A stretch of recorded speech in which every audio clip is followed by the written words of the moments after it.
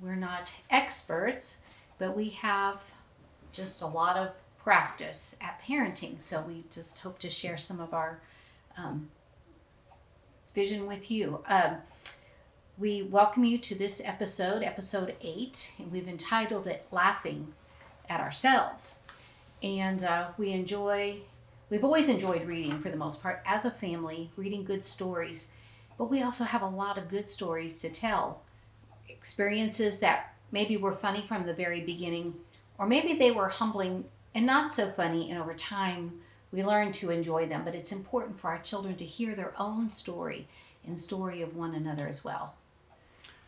So to undergird this episode, we want to share kind of a Bible concept from Scripture. I'm going to be reading from Romans chapter 12, verses 3 and 4. So it says, "For I say, through the grace given to me, to everyone who is among you, not to think of himself more highly than he ought to think, but to think soberly, as God has dealt with each one of us a measure of faith. For as we have a member of many bodies, but not all members do not have the same function." So I want to come back to this thought about not to think more highly of ourselves than what we ought.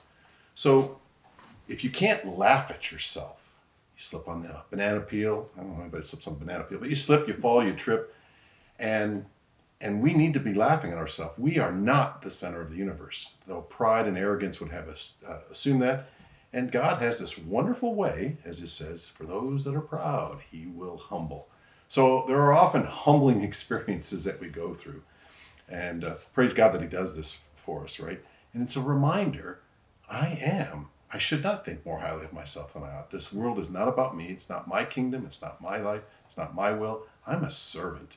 And so God does these things. And so we should look back and laugh, a hearty laugh. The other thing to say is if you have any doubt of whether or not God does have a sense of humor, let me point out a few things from nature. A platypus, a giraffe with its long neck. And if those things don't make you laugh, go watch a video of penguins popping around and jumping around. These are things that will for sure give us all a good laugh. So maybe I'll let my wife break into a few stories. I think the first one may be about me. Oh, it's about you. So this story took place, a real event, but took place in our first home that we had purchased. And it was an older home, had a lovely wooden staircase.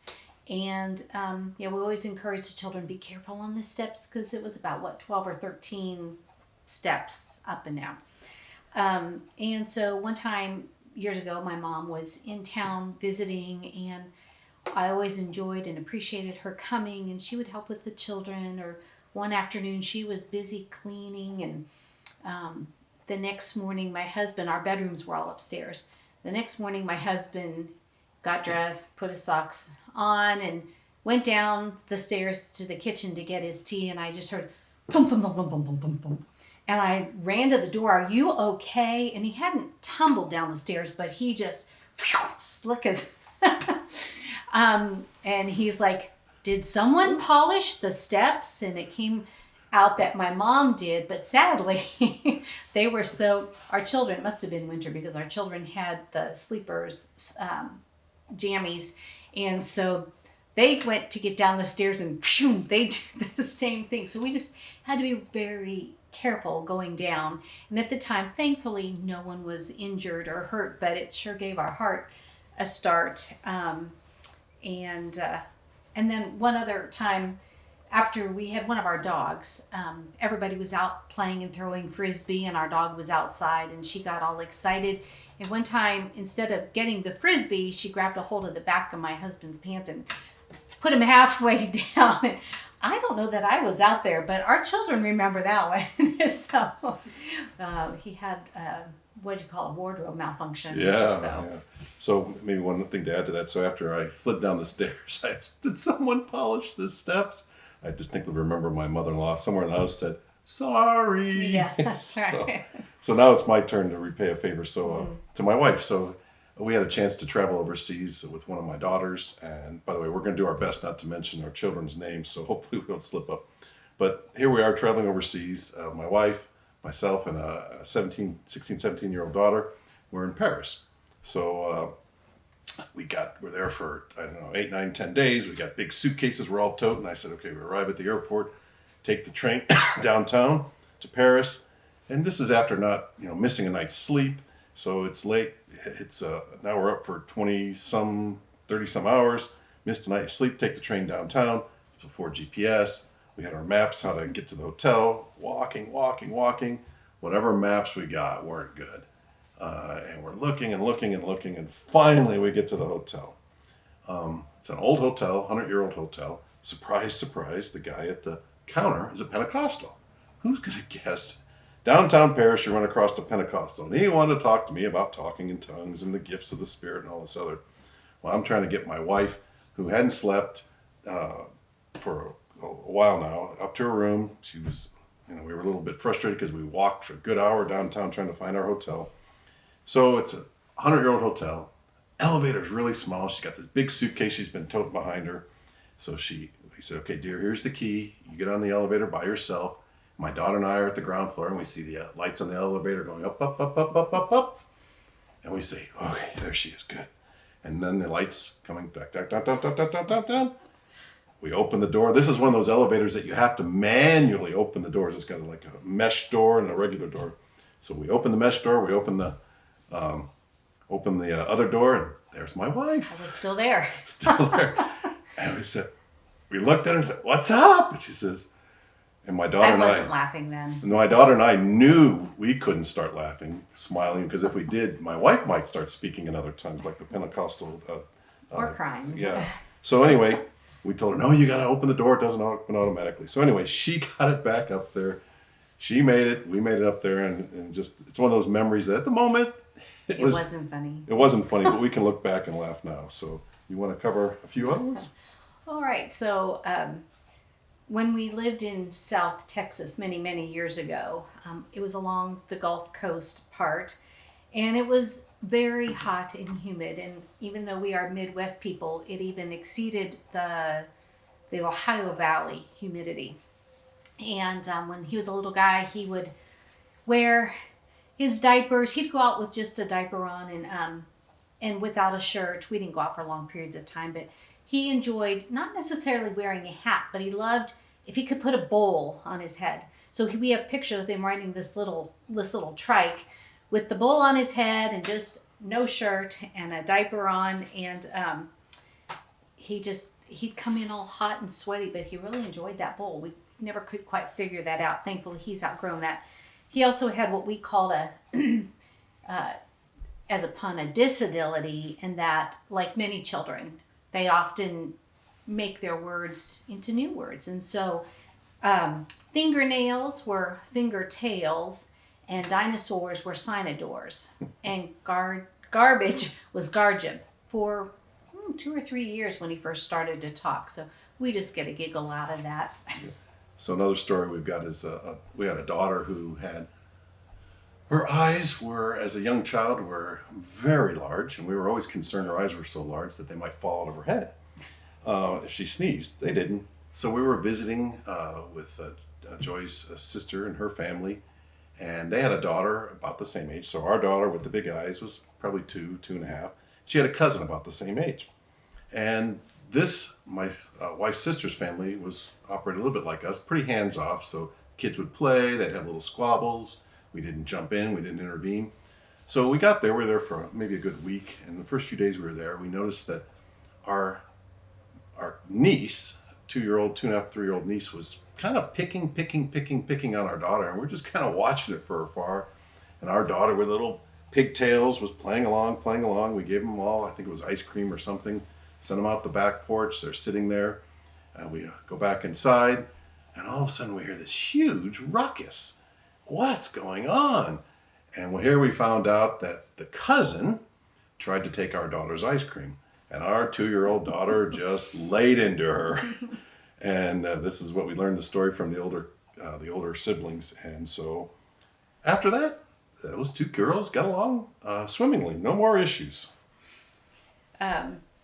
We have a son that would didn't seem to be greatly affected by discipline, by spankings. And we came to find out when he knew he was in for a spanking, he would go in and layer his underwear and clothing and that was probably what made it less effective at the time. But we did find him out and took care of that.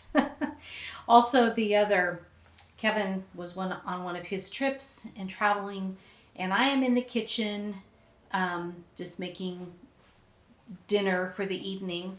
And all of a sudden, this little guy comes running through the kitchen, and he had the old Tinker toys, with the long sticks and the little round things. And I just see him, just as I'm calling his name and saying, "Don't run with..." Sure enough, he jumps onto a chair, and I turn around just to see him pull something out of his mouth. And then there was blood, and yes. So I got all excited. My husband wasn't there, and took all the children to the pediatrician, and we sat there. We were the last one. We weren't on the schedules. We were sort of an emergency thing. I'd gotten the bleeding stopped, but told the story to our pediatrician. He's like, "Well, let me have a look." And sure enough, he stuck that right through his tonsil. And I said, "Do we need to have his tonsils removed or a special diet, soft diet?" And he goes, "No, if it hurts, he won't eat, anything that really bothers him." And thankfully it all, like many times children, just healed up. But I think my son learned not to run with Tinker toys anymore. And that wasn't one of my favorite stories, but it was very memorable. So before body piercing, our son had pierced his tonsil. I'm not sure that might be a new thing. So we have a daughter. We had a daughter who, when she was probably 3-4 years old, maybe 5, was full of energy. So we'd come around the dinner table every night, and she'd be there and bouncing. And it was almost like clockwork. Halfway through the meal, all of a sudden, she'd fall off her chair. Slip off the chair. And we'd all look over with big eyes, and she'd pop up, I'm okay. And she'd get right back in her seat. And so we always threatened, and this went on and on and on. So we always threatened to Velcro her, tie her down. We never did. The other thing, when she was maybe a little bit younger, she had an older brother. All of our children, almost all of them have an older brother, older sister. So this one had an older brother, close in age. And they were, they'd have their little spats as children. And this one, when she was young and she became upset with her older brother, she would, at the top of her lungs, yell at him, "Bad girl, bad girl." So these Usually pointing a finger. Yeah, so these are things we look back now and can laugh. Our daughter was blessed with a coat that quickly became her favorite. It was black on the outside and had a lovely yellow gold color inside, and it became her favorite piece of clothing. She wore it almost nonstop, even to bed. And we have a wood burning stove, and she would go and warm it up at night and then crawl in bed. I'm like, "You might want to take that off. It's a little bulk." "Oh no."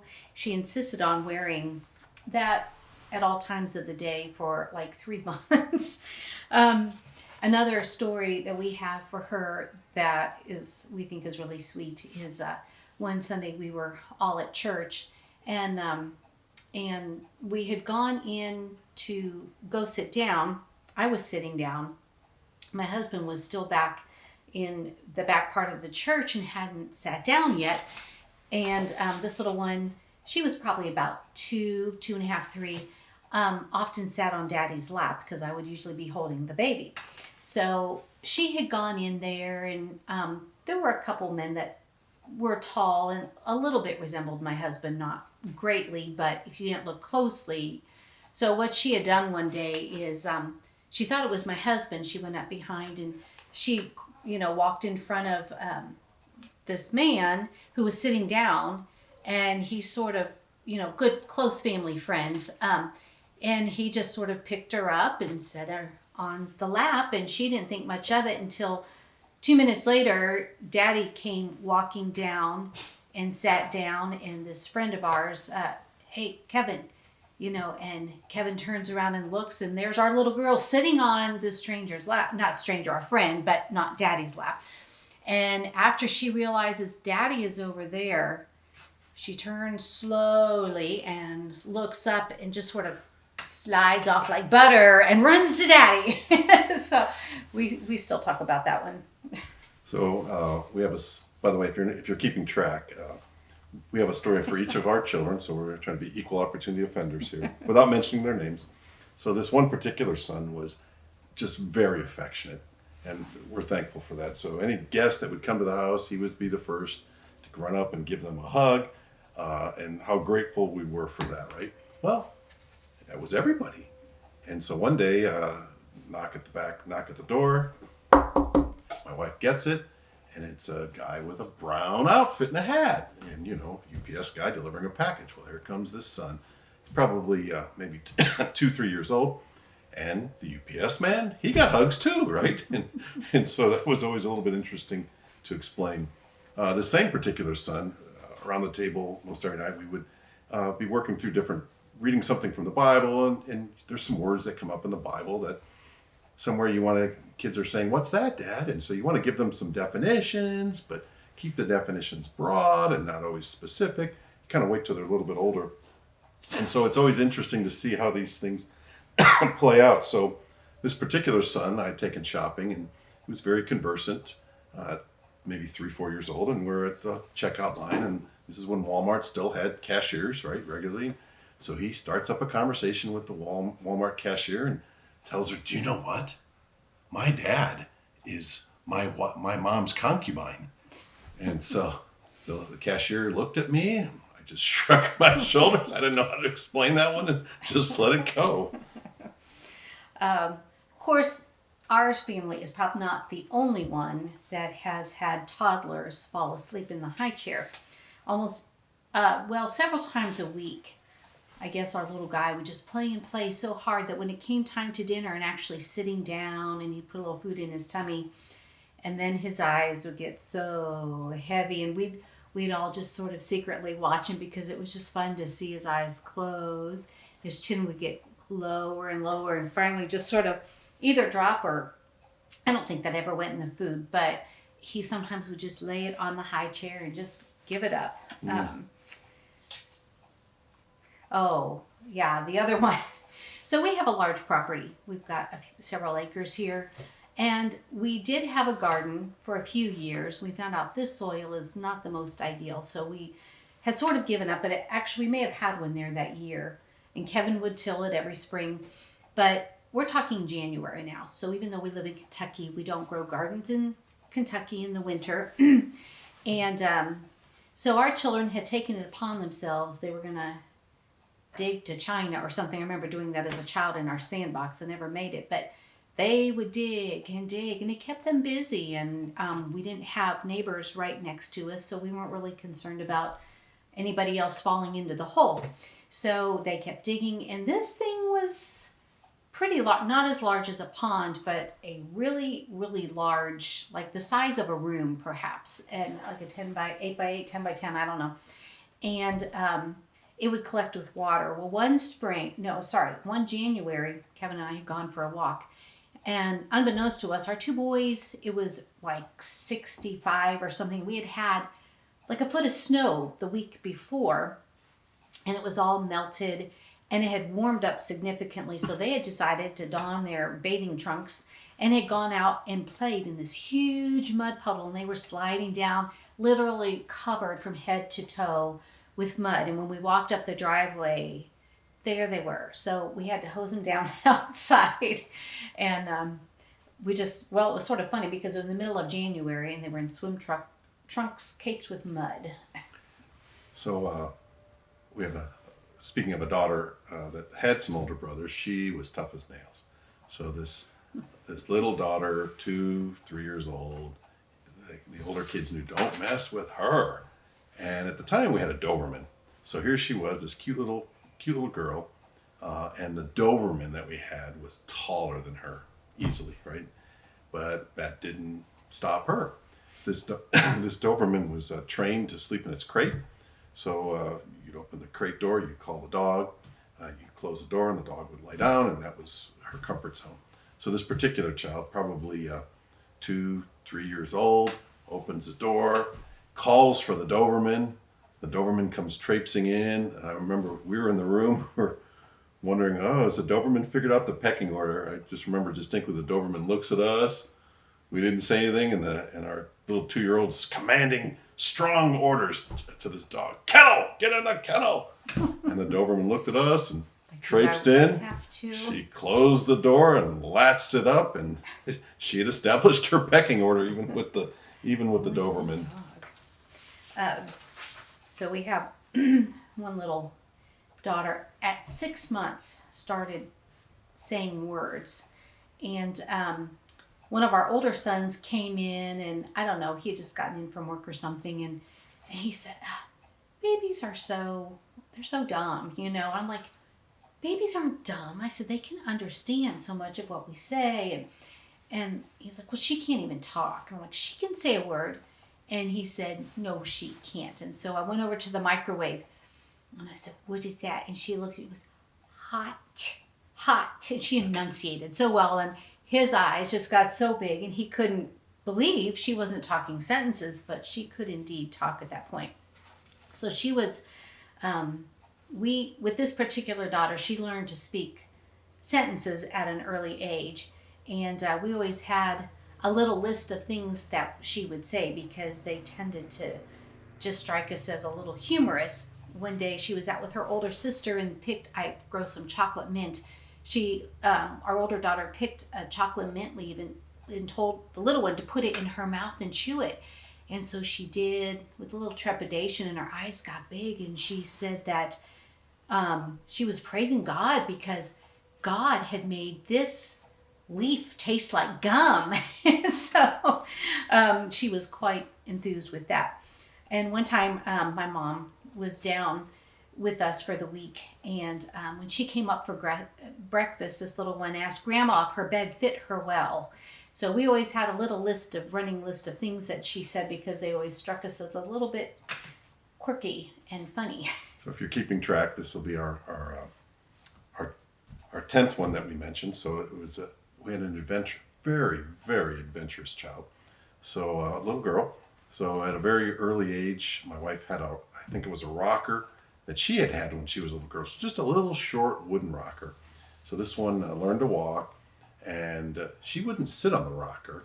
She would get up on the rocker and ride it like a surfboard.